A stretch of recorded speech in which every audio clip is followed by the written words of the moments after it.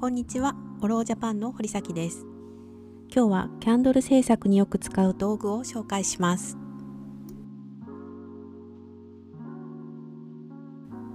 ここで紹介するものは100円ショップで揃うものもたくさんあります。キャンドルの制作で使う場合、ろうですぐ汚れてしまうので、はじめは安くて気軽なもので揃えてみてください。それでは一つ一つ紹介していきたいと思います。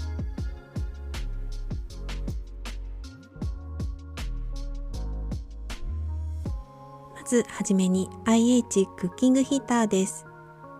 ワックスを溶かすときに使います。温度設定ができるものが便利です。鍋を安定して乗せられるサイズのものを選びましょう。次にワックスを溶かすときに使用する雪平鍋です。私は熱伝導がいい雪平鍋を愛用しています。掃除がとても楽なので使ってみると便利だと思います。そしてキャンドル作りに欠かせない温度計です。デジタル表記で先がステンレスになっているものが便利です。先を混ぜ棒として使うこともできます。200度程度まで測れるものがいいでしょう。次にデジタルスケールです。鍋の重さが引ける0表示の機能があるものが便利です。本当は2キロ程度まで測れるものが使いやすいと思います。次にトイレットペーパーです。これは鍋や IH を拭くときに使用します。ろうがこぼれたときにも使用するので手元に置いておくと安心です。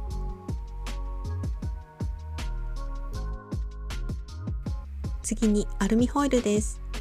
私はくっつかないシリコン加工がしてあるアルミホイルを愛用しています。急いでしなきゃいけない作業の時にろうがきれいに剥がれてくれるのでとても便利です。次にクッキングシートです。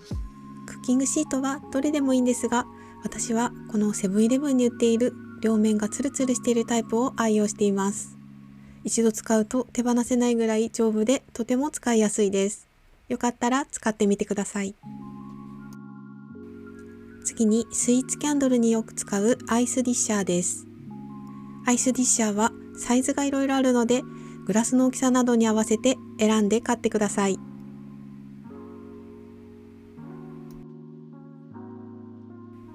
次に紙コップです。ろうを測ったり、型の代わりにして固めたりなど様々な作業で使います。いろいろなサイズがあると便利です。次にシリコントレイです。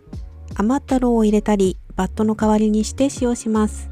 安いもので構わないので何種類か揃えておくととても便利です。深さがあるものも便利です。スプーンです。ホイップを乗せたり、粉末の顔料をすくったりするのに使用します。私は耐熱ではないプラスチックのスプーンを使っていますが、たくさん用意して色によって分けたりするととても使いやすいです。次にドリルです。硬くなってしまったろうに穴を開ける際に使用します。芯の太さに合わせてドリルの太さも何種類か用意しておくととても便利です。長さもいろいろありますので選んで買ってみてください。柄のところに太さの表記があるので注意して見て選んでみましょう。次に竹串です。一般的に売っているお料理に使う竹串で大丈夫です。柔らかいろうに穴を開けたり、細かい場所を整えたり、文字を書いたりと様々な用途で使います。次に割り箸です。芯を固定したり、ろうを混ぜたりする際に使います。この間に芯を挟んで固定します。また先で混ぜたり、便利に使えるので、たくさんの量を用意しておくといいでしょう。次にカッターです。ろうを切ったり、型紙を切ったりする際に使用します。キャンドルですぐにベタベタになってしまうので、あまり高いものでなくて大丈夫です。次にハサミです。芯を切ったり型紙を切ったりする際に使用します。ペンチです。座金を留めるときに使用します。デザインカッターです。細かいカッティングをするときに使用します。先が尖ったものの方が細かいものを切るときに便利です。ヘラです。ボードについてしまったローを取るときに使用します。マイクロワックスのブロック状の塊を切るときにもとても便利です。ピンセットです。細かいパーツの配置や穴から芯を引っ張り出したり、細かい作業に役立ちます。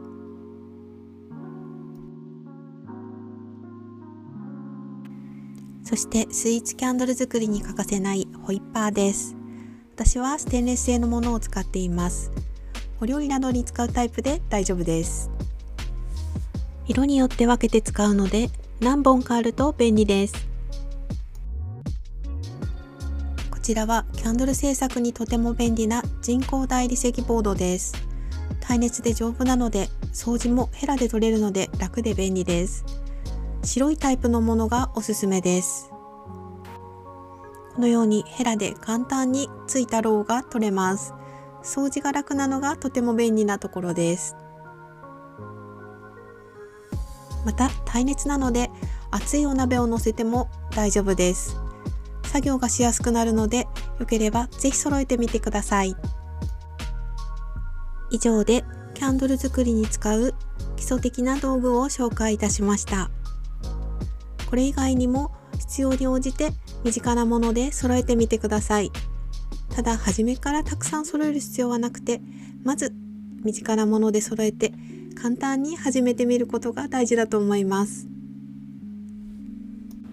本日のレッスンは以上です。ご覧いただきありがとうございました。道具が揃ったら早速作り始めてみましょう。それでは次のレッスンでお待ちしています。